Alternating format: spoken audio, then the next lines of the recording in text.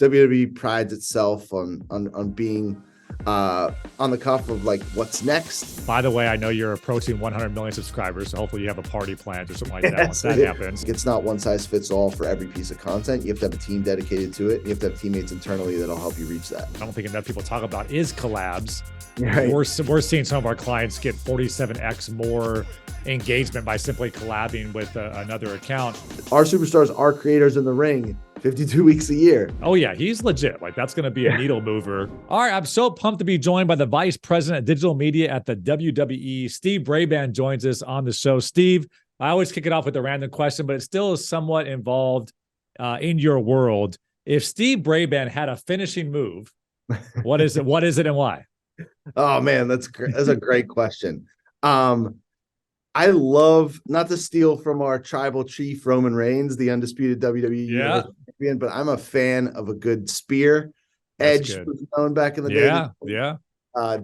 Goldberg does a great job with it, right? Like it's a move, historic move. There's been a great finisher. My son tries to do it on me when we're wrestling in the basement. So I would say a spear. I'm a big fan of the spear. I like that. I was kind of thinking about myself. I'm like, I mean, the choke slam is so iconic when you go back to Undertaker and Kane. Obviously, I think I would have to go with the stunner as the best finishing move of all time. It's just so clean. However, the Rock with the rock bottom and the people's elbow combination. I don't know if the wrestlers had two iconic finishing moves, but you probably can correct me if I'm wrong, but that 1-2 combo is pretty impressive and tough to beat too. Yeah, having a whole arsenal like Roman Reigns again has the Superman punch too, so both as effective, right? That's true. Be able to mix it up, keep the opponent on their toes. That's a key component to success as well. I love it, man. All right, so I would love to give the listeners a sense of just what you oversee all day, the type of team in terms of numbers you see, because I know you and I spoke in the past. It's pretty incredible, all the people you see, but also all the initiatives you oversee as well. So feel free to give us a little primer on that. Yeah, for sure. So I'm very fortunate to have a very hardworking, dedicated, talented team here at the WWE that oversees not only our digital media content strategy and publishing cadence 7 days a week, 365 days a year, but also our unique content opportunities for the digital space, right? We work hand in hand with our overall WWE media team, which is the same team that puts on Raw, NXT, SmackDown, our PLEs every week. But we also create content ourselves for the digital and social space. So my job is really to work closely with our teams to make sure we're putting out the best of the best. We're constantly moving forward and innovating in our digital and social properties. And we're not doing what we did 10 years ago, right? Or what any of us had done 10 years ago. WWE prides itself on being on the cuff of like what's next and really trying some things, taking a swing. Vince McMahon has a great mindset of like always assume or come into the mindset every day at work. It's like it's your first day on the job. And our team really takes that to heart, right? If there's a new innovation that a partner brings to us or a new priority that we see throughout the company, we want to make sure digital and social is at the forefront of that. And it's my job to just put us in the position to make that come to life. And then our team, like I said, the phrase we use at WWE is put them over. I can't put our team over enough and talk about how lucky I am because they make my job easy from a day-to-day content creation, ideation, planning standpoint. And hopefully as a leader, you're more of a face than a heel. I'm hoping that for your team. Depends on the day. I want to quickly go back in your career a little bit. Obviously, stops at the Zone when they really, I saw that meteoric rise in terms of social and really coming on the map overnight almost, it seemed like. But particularly at ESPN, because I think the listeners will appreciate this, both Katie Daly, current VP of social at ESPN, and then Michael Buckland, the current VP of social at Fox Sports. You guys were all at ESPN the exact same time, almost like, James Harden, Russell Westbrook, and Kevin Durant on the Thunder there, and you all couldn't really be a VP, so you guys all went your separate ways. But talk about that a little bit, I guess, the talent early on in your career and how you guys have all succeeded. Yeah, I think if you asked any one of us, we're super fortunate to all have worked with each other. And there's a bunch of other names. Robbie Snyder, who's at CBS, Matthew Klein, who works for the Colin Cowherd's podcast network, The Volume, Kristen Hurley, who's at Peyton Manning's Omaha Productions. There was a group, there was a time, I love the Thunder analogy, that's really good. But there was a lot more of us. It was like, I'll use like the 2009 Pittsburgh Steelers defense, right? Where we had a Pro Bowl at 11 different positions. I'm a Steelers fan, so that one was easy for me. We were super lucky. Digital and social at that time at ESPN was a priority. We worked really closely with a lot of different groups, but it was still like uncharted territory, right? Yeah. And there wasn't truly a career path. And there was never a VP of social even position No. on the org chart back then. No, there was a lot of good support from leadership, and we got to do a lot of cool things. And I think at the time we were all kind of building the plane as it's in the air type of analogy, right? Yeah. And everyone, it's one of the things I tell the team at the WWE about is I'm most proud of, whether they were a direct report, a colleague, a peer, right? Everyone's off kind of leading different groups and leading different initiatives that you look back at that time and be like, man, we had a really good squad on our hands. But I couldn't be more proud and excited. All those people are friends. We can consider ourselves competitors, right? Like, edging each other out sometimes on like best engagement, most views, etc.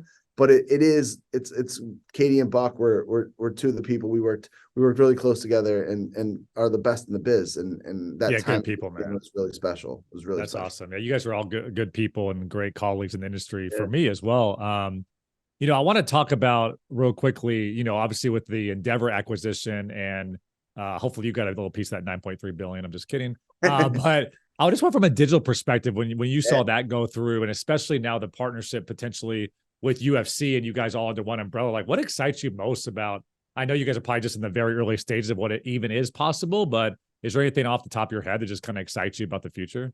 Yeah, I'm going to date myself. I'm going to use a reference from like an early 90s cartoon that's called Captain Planet. And one of the phrases they would say is, with our powers combined, we've formed Captain Planet. But really, or Avengers Assemble, right? Yeah. Yes, correct. Yeah. The thing I'm most excited about, right? And it's still very early on. It's time, but like, man, what a group to team up with. Leaders in the space, right? Yeah. Similar mindset of how to attack like innovation and pushing the envelope. I've seen some of the stuff UFC's done with Meta and Oculus and their X Stadium program that's really cool. And I think one thing that I've kept throughout my career in the back of my head is not to get too complacent of like, I got the internet figured out, right? and I'm excited to learn with other people that are in the industry that maybe I haven't spoken to in the past few years to kind of hear what's working for them. And like I said, with our powers combined, we can do some really cool and special stuff. That's awesome. And I was checking you guys out here recently with Wrestlemania that you guys kind of got through more recently. And you guys set a ton of records and just had a lot of fun things that you guys are doing. Can you speak a little bit about the success you saw and maybe some things that even surprised you on some of the numbers and engagement you all got? Yeah. Well, first thing I'll say is what surprised me the most was SoFi Stadium in Los Angeles. You see pictures of it. You've heard a lot of people talk about it, but when you walk in that building, it is so impressive. It is so cool. And our partners there were amazing to work with. But once you walked into that building, it was such a really cool and impressive place to hold what ended up being the most successful WrestleMania of all time, right? Yeah. So I was every year, I think, again, at the WWE, you're looking at WrestleMania, that date is circled on the calendar. And what's cool and what's impressive, and I guess isn't that surprising, is like, we got to beat last year. We want to beat last year. We want to make it the most successful. And we ended up doing it this year with a lot of our social metrics, KPIs, etc. So I don't want to say it surprised me because I kind of knew it, but WrestleMania 38 in Dallas, I have the chair right behind me. Stone Cold Steve Austin, Kevin Owens, Roman Reigns versus Brock Lesnar. That was a massive event for us. And then WrestleMania 39 to top it was something I'm super proud of. The team worked their butts off. That WrestleMania week is goes by like this, right? You plan for it all year, but that week, that Monday through Sunday of Monday Night Raw into SmackDown into the Hall of Fame into 2 nights of WrestleMania is so impressive. And then you wake up Monday morning and you're like, we got to do it all again. Monday Night Raw. Yeah. Welcome to social. Yeah. Yeah. So we're, I'm extremely proud of what we did. Set records and views, set records and engagement. Had some amazing moments. And what is a good reminder for me is WWE, we knew going into it what to look for, stay close to our creative writing team, stay close to our media teams, and what surprises were going to happen, right? And you can plan for it as much as you want, but also like the unexpected of Snoop Dogg dropping a people's elbow on the Miz was one of our most viewed videos. And that happened out of out of circumstance, right? In the Yeah, ring. right. Great improv move by Snoop. I like that. Snoop, big win Yeah. for Snoop that night. He is a Hall of Famer, and he showed why on night 2.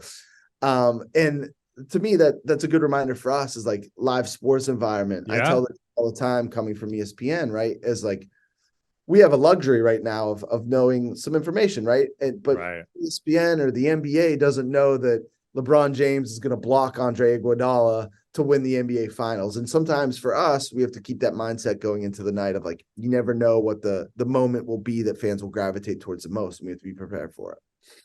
I really wish, as a Laker fan, you would have mentioned LeBron over Dylan Brooks, just to kind of like put more shame on Dylan Brooks. But that would have probably been more relevant going back 5 years. It's all good. A good analogy.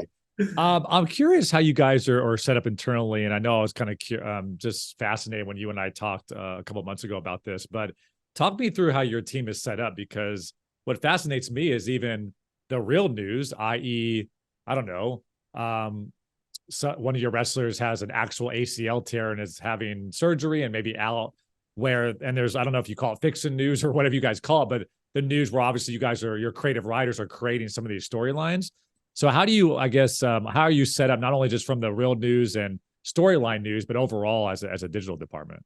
Yeah, it's a great question. Yeah. I think, again, we're lucky that WWE thinks of digital media as an always on extension of the brand, right? 52 weeks a year, 3 shows a week, plus a PLE once a month. It's a lot of content, but also from digital and social, like, we want to keep on this always on mentality. So we work really closely with our media team, like how we're structured into, right? I think it's really important that we're hand in hand with our production team, and their support to what we do makes us the best, I think. But also working closely and staying hand in hand at those shows 52 weeks a year, as we have a road digital and social team that travels to every event. We have social producers that are based in Orlando at NXT at the Performance Center.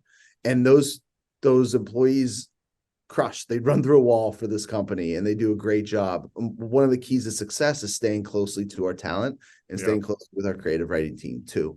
So that's a big part of how we're structured in maintaining that always on mentality. And then really what we want to do is sometimes like the lines blur, right? Between like what's interesting to people who cover the sport or cover WWE from a day-to-day, like journalistic standpoint. But for us, we want, the core is our story and our product. So we want to make sure we don't kind of deter from where we're going, so to say. We're headed towards SummerSlam, or we're headed towards Money in the Bank. We want to make sure that we really stay focused, and working with our superstars and our creative writing team literally on a daily basis.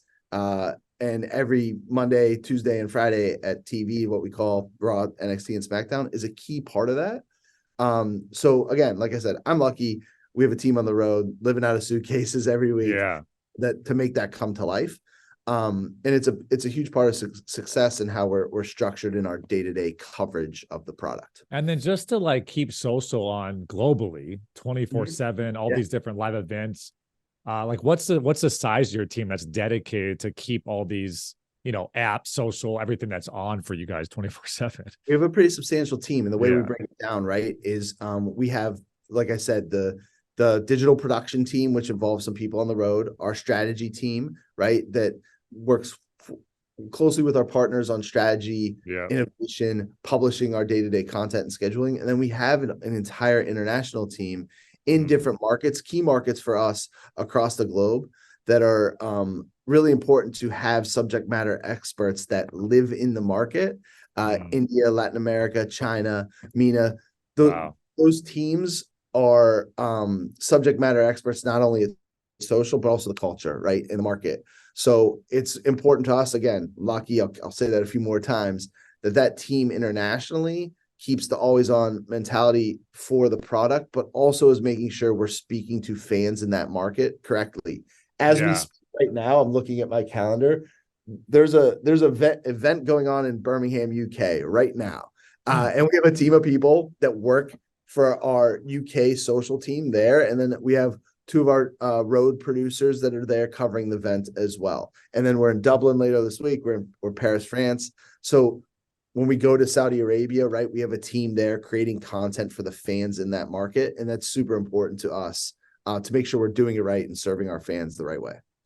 I geek out over the logistics of things. So part of my like granular questions, but globally like that, do you guys have these separate handles, separate communities that you're speaking more authentically to? And when do you find the balance between, okay, the owned and operated, the mothership that is at WWE versus maybe, going very nuanced to a certain market and kind of running a brand new strategy, a brand new handle? Like, how's that look for you guys? Yeah, Internally? that's a great question, right? Like, I think we're past at this moment in time in 2023, we're past the like every brand, every vertical, every market gets a handle on every platform. I just don't think that's strategic, right? I had a friend at Spotify that he got hired. He's like, we have 290 Twitter accounts. It's like, well, I don't even know who's who or how that passwords to these things. So yeah, probably all like meant well at the time. Everyone's yeah. supposed to do, right? Like new vertical, let's make it feel special and big. But strategically, that's not sustainable, right? And I think it's important for us. Our international team does a good job of like thinking strategically and having some hard conversations of like maybe we don't need this page here, or maybe we double down in some Arabic content for us on YouTube because we know we have a large fan base there. So the logistics of that, I think, is a question we ask ourselves day to day, and don't really get complacent with like, hey, we have it figured out. Our data team's great with letting us know some trends. Again, the employees we have in the market are very smart to how fans are consuming content in the market. So creating original content in the space is, I think, number one to me. And then we'll decide like what vertical or what platform it goes to, right? In China, right? Like Douyin, Toutiao, like those platforms, they don't exist here. Right.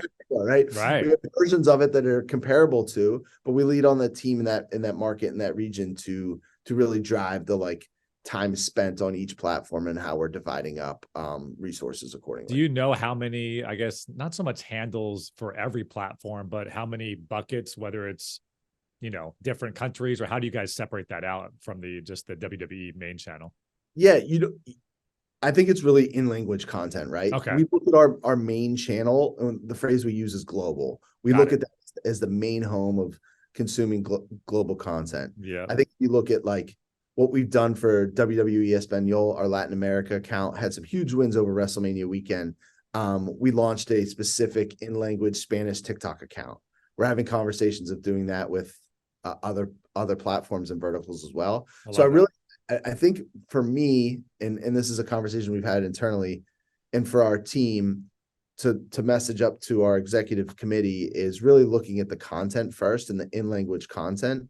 And then the second layer is what platforms matter most in each region. So you would say more heavily, I guess, more on language than potentially region at this point? Yeah. That's smart. You look at just the return on investment too, right? Like, I think there's sometimes we're not perfect at that either, right? There's some times where we're like, this moment happens, let's put it everywhere, right? It's good for every vertical. But I think when we do it best, and we do it well in the Middle East, and our MENA channels do a good job of translating content and creating original content, that work reward, I think, is more impactful than the just like moment happened, put it everywhere, right? And that's where our why we consider the main handle our global account, because that account will own it. And if really you're a fan of WWE, you're going to follow at WWE no matter where you live across the globe, right? Yeah, that makes a lot of sense. And I guess even from like a sharing perspective, I'm guessing the Snoop Dogg moment performed across all channels. But I guess from a data standpoint, are you sharing it on global and then using that video link across all the different languages so it all gets attributed to the same video ultimately? Sometimes, yeah. Okay, got it. Yeah, sometimes, yeah. That's kind of where the strategy starts. And then if we feel like there's a way to translate it for a different language, or nuance, I love that. Or like Instagram Reels, you look at a way of doing something with English text across it. You can do it in Arabic text for our MENA accounts, right? Just like the different layers of each platform. Again, not a copy and paste across all, just making sure it makes sense for each market. All right, so this was the question I've been dying to ask you. Basically the question is, from a creative writing standpoint, I'm just curious the balance between you have your Hulk Hogan's and your Stone Colds and your Rocks and even Triple H maybe going out there and being able to be a voice on a certain event. But there's that balance, right? Where you want to obviously highlight your new stars, your current active roster, and not necessarily always dip back into that tried and true, this guy's one of the best wrestlers of all time. From a social standpoint, I'm sure you deal with that same thing, right? Like, Stone Cold content, The Rock content, John Cena content will overperform, but you also want to play like nice to the active guys and build up their portfolio. So how do you, is it the same with the creative writing strategy? Is it the same across the board, or do you guys have kind of different approaches on how you do that? I think that's a great question, right? Like, play the hits is a mentality I've kept across my entire career. At the time, people were saying, you're at ESPN, you're doing too much Tim Tebow content. I was like, well, it's working. It's working. Yeah. We're a Tim Tebow account right now. What's important for us is two things, right? Is we stay, and I really think this is important. We stay true to our core product, right? And we look at the trends within, again, 52 weeks a year, not to continue to sound like a robot and saying that out loud. No, it's important. But we have new content every single week, and those superstars are there on the road. And I would say one of the best storylines told of all time was this past year with Roman Reigns, the Bloodline, Sami Zayn, the Uso, and our metrics show that. So we do know that Stone Cold, The Rock, Triple H, right? Those moments matter, and we sprinkle those in throughout our content programming calendar. But we also have a great relationship with Peacock, where you can stream all our PLEs, and our entire library is on there. We have two shows on A&E called A&E Bios and A&E Rivals, where we look back at our archive, and our team, our original content team, has done an amazing job with those shows. We put together a documentary on Ric Flair, again, one of those names I'd put in that category for Peacock. That was just shameless plug. Shout out to our documentary and original content team, nominated for a sports Emmy. It's the first time WWE's been in that category. So we lean on content, really, not to sound like a robot, but like, we want to make sure it makes sense. It's not just like roll out the stunner again, right? We probably get a ton of views, but that isn't as strategic for goals for the entire company. We want to make sure that we stay true to where we're going throughout the calendar year and what PLEs we move to, right? Like, Money in the Bank is in July 1st in the UK. We're really excited about it. So in the lead up in the campaign to Money in the Bank, we're going to pull out some old Money in the Bank clips that'll run on Instagram Reels, run on TikTok. We'll do some compilations for YouTube, right? That historic, the library that we have years and years of content on, we'd be stupid not to use it, right, to our advantage. But we got to make sure it is very strategic, has a purpose, and it isn't just like we woke up one day and we're like, what are we going to post? Well, rock bottom I have cut right here. We have to make sure it makes sense for. And I ask that because you guys are unique, where some of these, best wrestlers, best talent of all time can come back and either wrestle or be in a storyline. It's almost as if Michael Jordan could come back, every playoffs for a couple games, you may miss out on the John Morants or the Luka Doncic and kind of like overshadow some of this talent that can take the stage. Sure. So I'm sure that's a fine balance you guys are treading, both on the creative writing side and also just on social. Is there a percentage, or is there, like, when maybe you're playing too much in the archives that you kind of look at? Yeah, I think so. I think what's interesting too now, the one thing I'll add to that, and this is a percentage we think of like with our new stars or stars of today. Yeah. A lot of them came up through NXT. So we have like their entire career on tape. You look at someone like Bianca Belair, like, we have her first matches, her first time at the PC, training at the PC. That archival content, I would be silly to say that doesn't work. That crushes on social media, right? I remember when, or this day, on this day 5 years ago, stuff always overperforms. Yeah. We love to look back, right? I think we are at a luxury too, to make sure that, like, we have an event Monday night, we have an event it's on Friday, that's part of our content plan. So like, that's probably the 80%. The 20%, again, like you said, we have a library of many years that we can dip into. What's interesting for me now, though, is like, our current stars are also a part of that library, just because of NXT ground, and a lot of them coming up through our developmental Well, system. I shared with you a couple months ago when we were chatting that I, as a kid growing up in the Attitude Era, I just been randomly over the last like 2 years on TikTok specifically been hit with a lot of the Stone Cold podcast stuff. Yeah. And going back and looking at, Mankind versus Undertaker in the cage match and the behind the scenes of what was actually happening, that stuff is fascinating. Like the actual what is happening in the match, and they didn't know that was going to happen and things like that. I'm sure you guys have seen that type of content just over index because fans, no matter what the sport is, you pull back that curtain, which I know is a happy balance between, keeping the storyline alive and staying in character. But that stuff is just fascinating to me. And I'm sure a lot of your audience.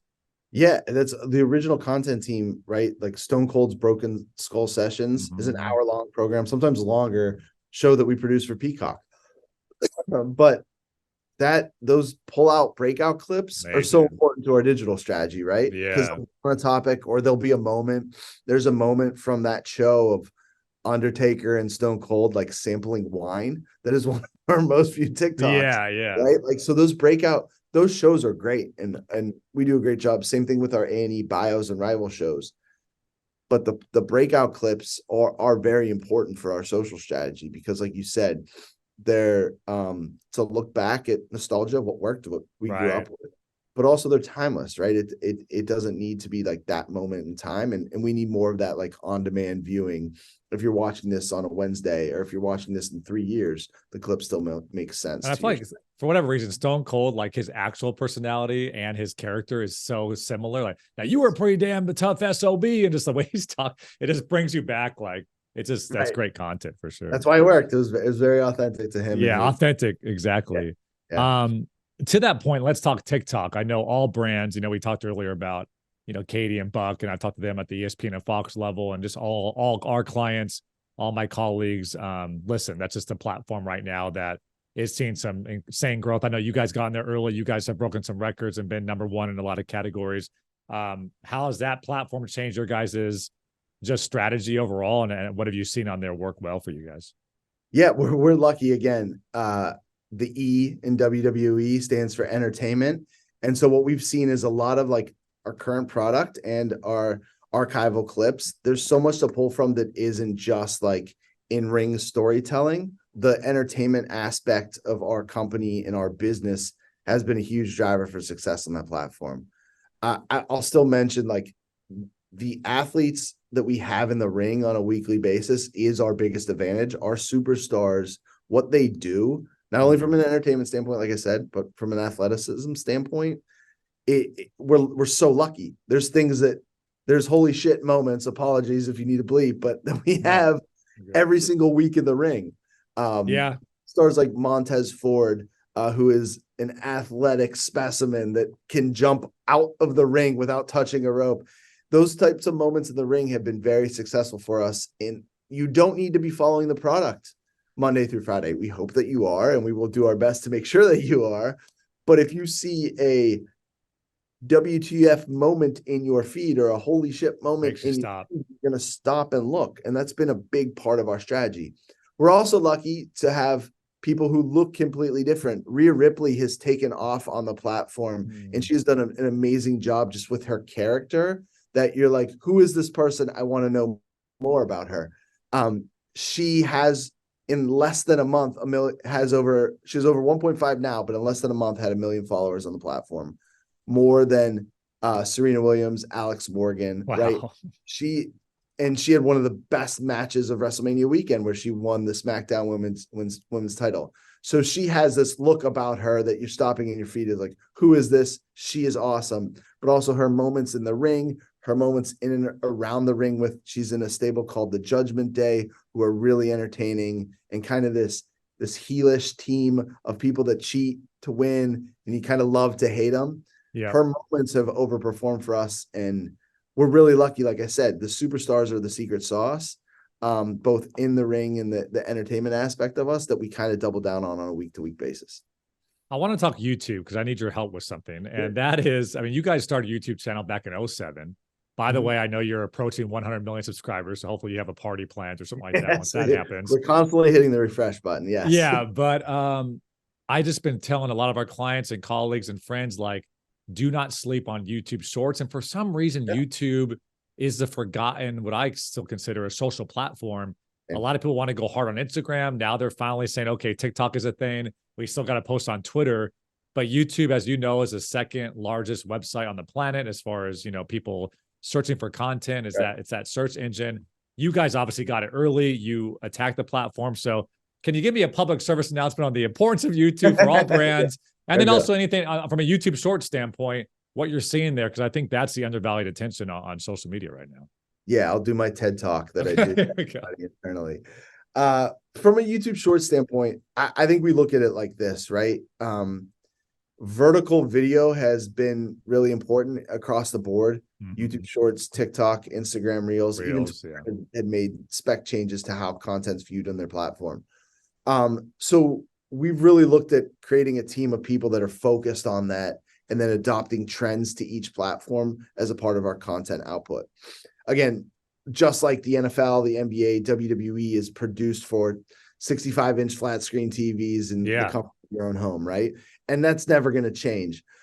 But I do think strategically on how you optimize video, how you distribute video, you have to follow the trends. And YouTube Shorts is one of those trends where you can't take the edit that's made for TV, right? You have to make sure it's 9:16 and cut in a vertical video way. So for us, it's really part of the digital and social strategy, because if we were just like, here's this video, or here's this package, or here's this cold open that we've created for WrestleMania, send it out. That wouldn't be the best strategically.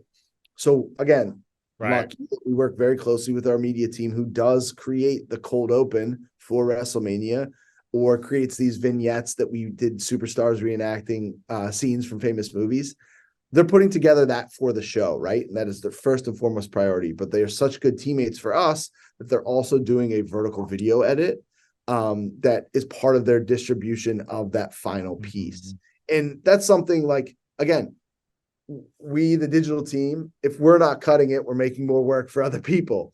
But our team internally, the media team, is like, whatever gets the most eyeballs on it, whatever gets the most strategic across the board is important. And again, WWE at the forefront, make sure that's important. So like, whether it's YouTube Shorts, Instagram Reels, TikTok, even Twitter, like I think vertical video has been the real shift in the last few years.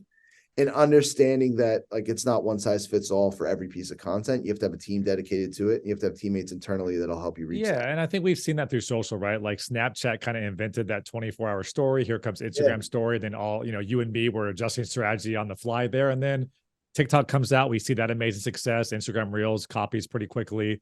YouTube Shorts now launches. So just being able to see that trend. And it's at least it's nice now when you cut that vertical video, it doesn't only live on TikTok, but you can somewhat redistribute that across Reels now and YouTube Shorts, which, better bang for your buck. We had this conversation today. There is now, you're starting to see that like the exact cut for TikTok won't work on YouTube Shorts because it might be just a trend that is for specifically to TikTok.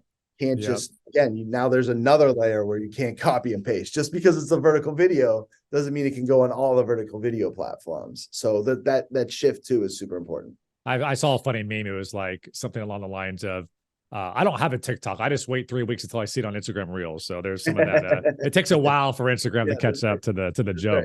I want to talk about, there's been a shift, I think, with your creative writing team and WWE I've seen over the last 5 years or so. And that's been the ability to bring in influencers, bring in a Logan Paul, bring in Snoop Dogg for us. And that was always part of the deal, I think, with going back to Dennis Rodman and bringing in celebrities and things like that. Tyson. But I do think it seemed like there was a shift, like how can we leverage and also like partner with people that have great followings and maybe a younger demo like a Logan Paul, and how can we write him into the storyline? So that's obviously happening on the television product, but how has that worked in terms of on the social, bringing these guys in and gals in and then be able to kind of partner with their huge followings as well? So I'll give 2 recent examples. Logan Paul, right? Like he comes on board, he is 100% committed to the sport, right? And he's phenomenal. He's a Hardy boy. comes to train to Orlando, listens, consumes it all, right? Like the in-ring aspect of it, it's very well documented what he did the past WrestleManias, SummerSlam, Crown Jewel, etc. For us on the digital standpoint too, it's like, Logan's got his crew, he's got his priorities, he's got his team that follows him around. It might be tough for us, like going into it, of like, can we work our way into getting a piece of the Logan Paul engagement pie, right? But he couldn't have been more welcoming. He's used to it, right? Like, he's a creator. He knows the game. He knows the game. He brought his cell phone into the ring, selfie style frog splash from the top rope, over 40 million views in 24 hours. The best part about that is there's two parts. Well, one, as he landed, he turned to make sure it was still on his face, which was a great content move. But two, he hurt himself during that match.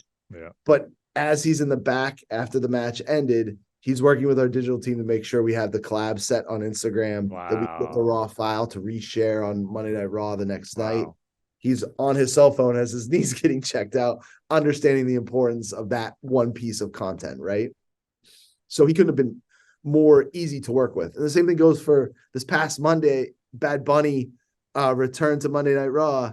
We worked very closely with him, promoting as he was riding in his car into the arena in Chicago on Instagram stories, making sure we had that piece of content on air the same moment it was posted to his 40 million plus followers on Instagram. They get it, right? Long way of saying it. Both in ring, Bad Bunny is now having a match at Backlash in Puerto Rico against Damian Priest. So he's totally bought in on the in-ring performance, but they also understand the importance of the digital and social collab and distribution across everything that we're doing, both in the ring and outside the ring. It's always made sense, obviously, to leverage others' distribution levers and be able to tap into new audiences and maybe be able to recruit them into your audience. But have you seen a difference with a huge feature that I don't think enough people talk about is collabs? Right. We're seeing some of our clients get 47x more engagement by simply collabing with another account. Has that changed your strategy too? Like, wow, like with the Bad Bunnies and the Logan Pauls, the fact that we can officially collab now on this stuff. Do you see a follower intake? Do you see, like, just walk me through some of the things you're seeing on that? Yeah. In the past few years, we'd always be like, hey, can this person please retweet this? But now we have that on Instagram. Or mention us on Instagram stories so people click. Exactly. So we're used to making the like additional, hey, help us out here ask. Again, we're lucky at the WWE that people are looking for us to do that with them. And it's been a more strategic feature that I'm really excited about, right? So we can look at a piece of content, or we can look at a content opportunity. We did this whole run with Snoop Dogg and a few different celebrities, Vanessa Hudgens, etc., for this golden title campaign that Snoop did leading into WrestleMania.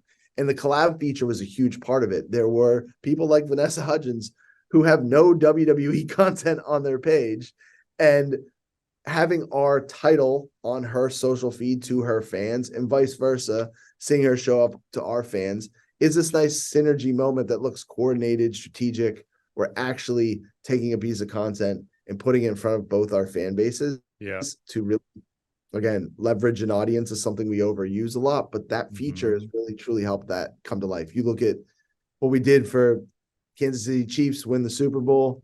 There's WWE title in their locker room afterwards. Yeah.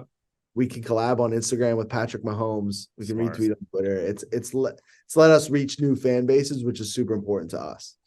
I'm guessing does that start in your neck of the woods in terms of the Logan Paul, for instance? Is that someone that you're pushing and then it actually gets greenlit by McMahon and Hunter per se, and then it becomes part of the creative storyline? Or does that kind of happen more in isolation with the creative team? They kind of get that? Like, how does social work with the broadcast team to say, hey, I think we can do a lot of good things with this up and rising star that's making noise?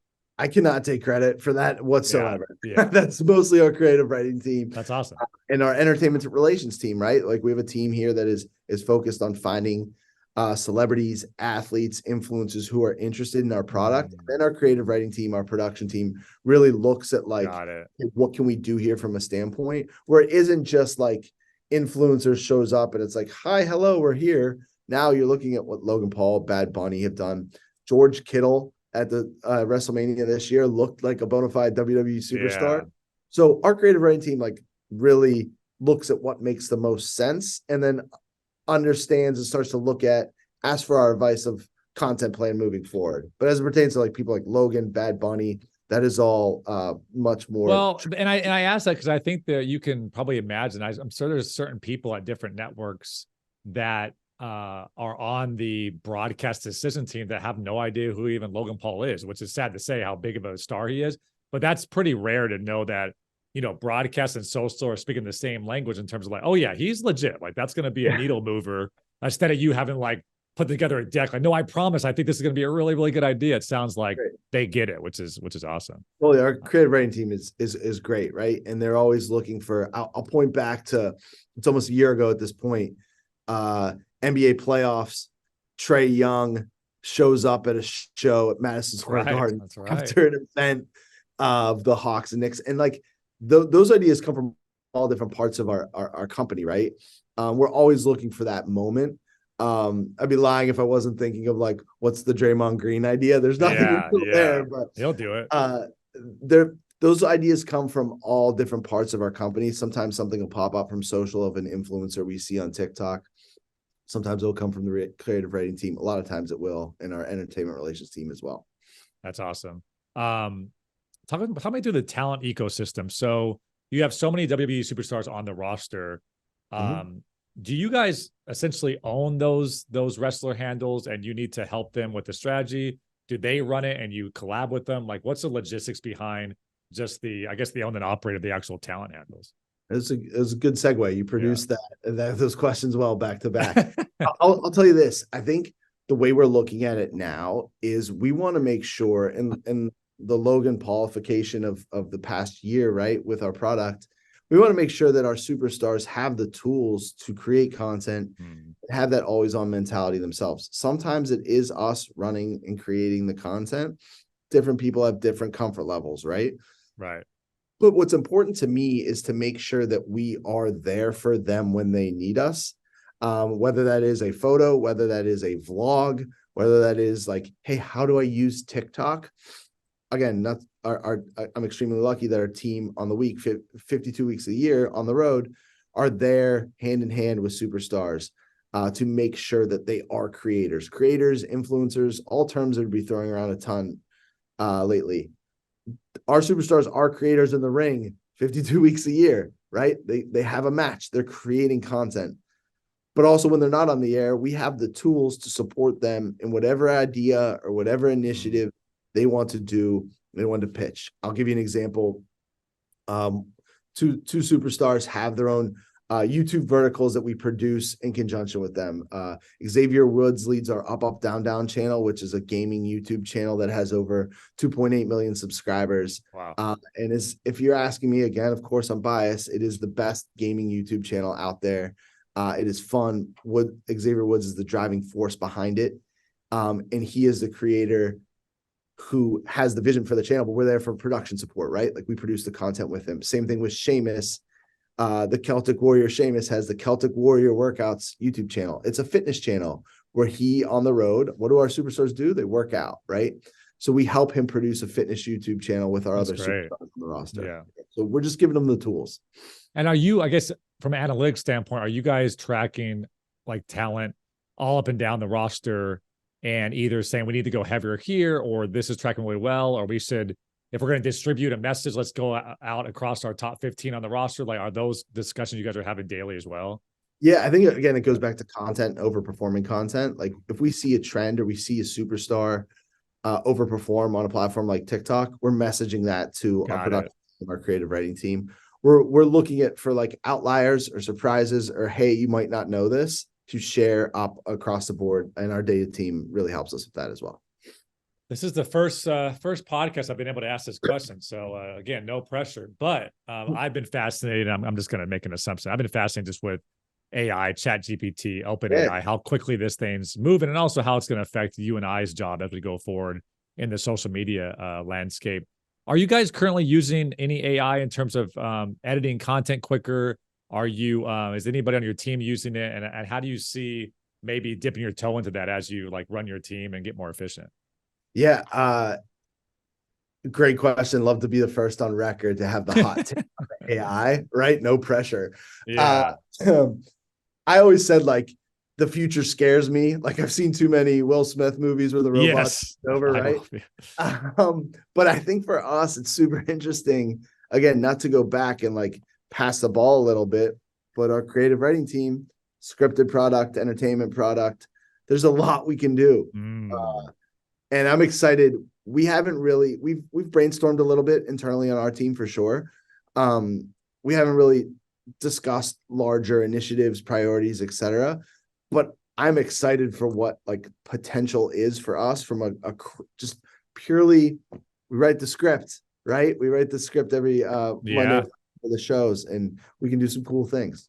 And also too, like for your guys' distribution, it's like, how do we get this video out across 9 languages as fast as humanly possible? I'm sure AI is going to just make that a lot easier.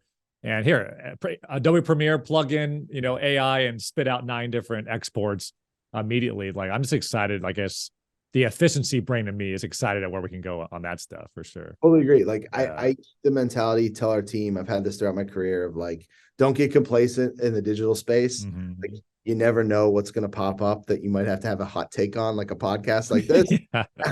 And I think that's what's exciting to me. Like we had this conversation 4 years ago, we would not know what TikTok is. And now it is a very core part of our strategy. So, yeah, I think what I always say is, if to be in this industry like you and I are, you have to really love flexibility, growth, evolution. If not, this industry will chew up and spit you out because it's changing every 90 days, it seems like. And you almost have to be like, oh, that's awesome. Let me dig into here now. Let me like figure out what this is all about. How do we use Reddit? And like, what about YouTube Shorts now? It's a constant evolution, which you kind of have to geek out over. Totally agree. That's what makes it fun. I would love, as we kind of wrap up here, to ask you some rapid fire questions.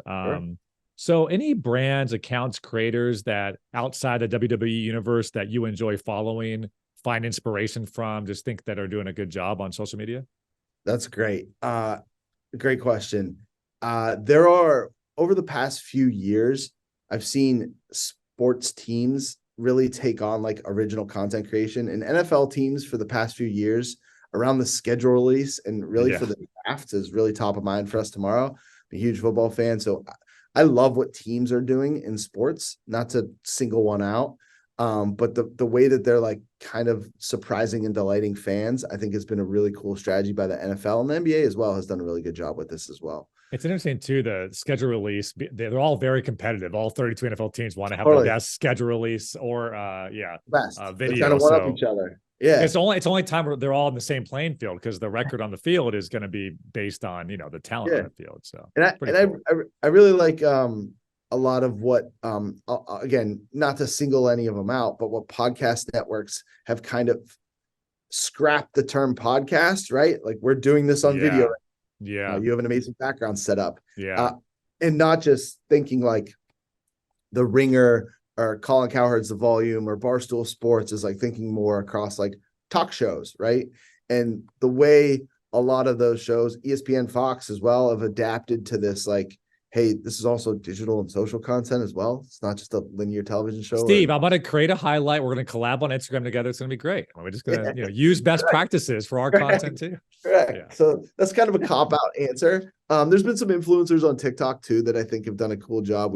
We worked with this guy, MD Motivator, to plug his handle really quick, who kind of surprises and delights fans at different events. He does a really cool job. And just some of the like creativity and uniqueness on TikTok has just been super inspiring. I've been really inspired too by comedians and that network, like the Joe Rogan, Burt Kreischer, Tom Segura, that whole thing, but also Andrew Scholes, what he did across TikTok and Instagram with the Flagrant 2, and just how they're utilizing best practices with, their cuts and their captions. And, he actually did like a live pay-per-view event, no different than maybe WWE does. Right. To make it so it's just like the comedian space is really interesting, where they're using each other for more distribution to sell tickets, but also they're creating original content, much like a WWE universe, To go back to the YouTube point, right? Like if a comedian, I think like Sam Morrell did this.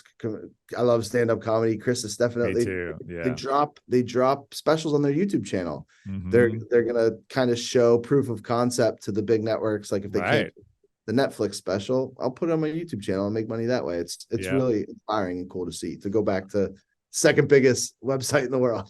Yeah, well, it's to go for full circle too. I think we went from a place of appointment view television, Thursdays on NBC, TGI Thursdays or whatever, or TGIF, and then it went to like, yeah, exactly. And then we went to like Netflix. I want to watch it whenever the hell I want, and I want to binge the whole entire season. But I'm kind of seeing, I don't know if you noticed this too. WWE has been like, we're staying, pay-per-view is kind of our model, but I'm really starting to see that appointment view television. Netflix now had the Chris Rock special. We saw the tough move that was Love is Blind, but these new, like, let's get around the water cooler moments and let's talk about the event like a WrestleMania in real time as Logan Paul is jumping off the ring, or Snoop Dogg is doing the people's elbow. I mean, there's a lot of amazing social ability with that. And we're starting to kind of see that full circle, I believe. Succession too, right? 9 p.m. on a Sunday. I think for us, right, we know people for WrestleMania, we're going to consume that across all platforms. But we really did an important part of our strategy was to make sure Hammer Home, 8 p.m. on Peacock. We had a 2-hour kickoff show, right? We want to make sure that, again, live events, the draft, the NBA playoffs, WrestleMania. Right. You kind of have to be watching it with everybody or you're missing out, right? It's really appointment viewing. Where do you think and we talked a little bit about YouTube Shorts. I don't know if that's the answer for you, but where do you think the current undervalued attention is on social media, on digital?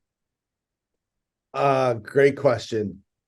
We haven't mentioned them, and I was lucky enough to be at their partner summit last week. Snapchat, I think people forget about Snap too. Yeah. They blew me away with their partner summit. It was very cool, and they did an amazing job hosting it. I was lucky enough to do some cool things with them in our team. Suze Perlov on our team led this whole AR initiative for WrestleMania with filters of our superstars. So awesome. If you've ever been to a WWE event, people dress like our superstars. Yeah. Now, Snapchat's AR filters, they could wear their makeup or have the same colored hair and Cody Rhodes' neck tattoo. I think Snap's doing some really cool, innovative stuff. And they have that coveted demo, right? I have cousins that only text through Snapchat. That is like full of communication. So that younger 13-year-old to 18, 24-year-old demo. It's a messaging app. Yep. Yeah. I think Snap it's a big part of our strategy. We always want to do something big with them. And I think it's can be undervalued at times. I think a lot of folks listen to this show and they would love to be the vice president of social at WWE. So as I leave you, any advice for someone coming up? Maybe they're a junior account manager at a network or a sports team, and they would love to be in your shoes. What's the main advice that you give college students or just folks that are coming up in this game? The easy one is like, stay humble. Don't feel like you have the world figured out. My 25-year-old self would laugh at me being like, dude, I know it all. I got it figured out. What are you talking about? I get it, Steve, whatever. Right. But now I'm a grizzled veteran that can look back and say like, hey, don't figure out. But the biggest thing I think I've learned, and the advice I'd want to share, is like, digital and social is so unique. And you have to be the subject matter expert, but make sure you create teammates across your business, across your school. Don't be on digital media misfit island making the tweets and the TikToks, right? Like, really lean into some people who may have a different content consumption experience than you have at home, or a different skill set than you do, but they do have something to add to this crazy medium that we work in digital and social, right? So I really think I wish I did a better job of that early in my career at ESPN. And I would tell people too, to lean on the expertise for other people who aren't specifically working in the space. I love it, man. Steve, great stuff. Thank you so much for just breaking down all the knowledge for our listeners. I know they got a lot of value out of it. I did too. And sorry again for just dropping the AI stuff on you. That was that was a low blow, I should have flipped that and be like, what were your thoughts? Yeah, first? exactly. What were your thoughts first? Yeah. But no, it's good. I think, like, I'm excited just like with everybody. So to say you have it figured out would be wrong. So I can't 100%. Say here. Well, congrats on everything so far and all the success you guys have had, and leading a great team over there. You guys are crushing it. So thanks so much again. Thanks, man. This was fun. Awesome. All right, there it was, Steve Braband from the WWE. Thanks so much, Steve, for joining us on the show. So many great tidbits. I love the story there about Logan Paul with the injury backstage, still making sure that the Instagram collab, that so nuts. That warms my heart to know that someone of his stature is making sure the Instagram collab is open and it's executed so we can get maximum eyeballs and engagement. But That makes sense. That's the game he plays in. So that was great. Would love Steve to be my first guy to drop the AI question on. So that was fun. And then just his thoughts on TikTok and how to use talent and what they're doing with the sport, the entertainment, whatever you want to call it. It was just a great conversation. I really enjoyed it. It also makes sense that himself, Katie Daly, Mike Buckland, all friends, former colleagues, definitely just really smart people that just get into the nitty-gritty of it. So really, really appreciate Steve.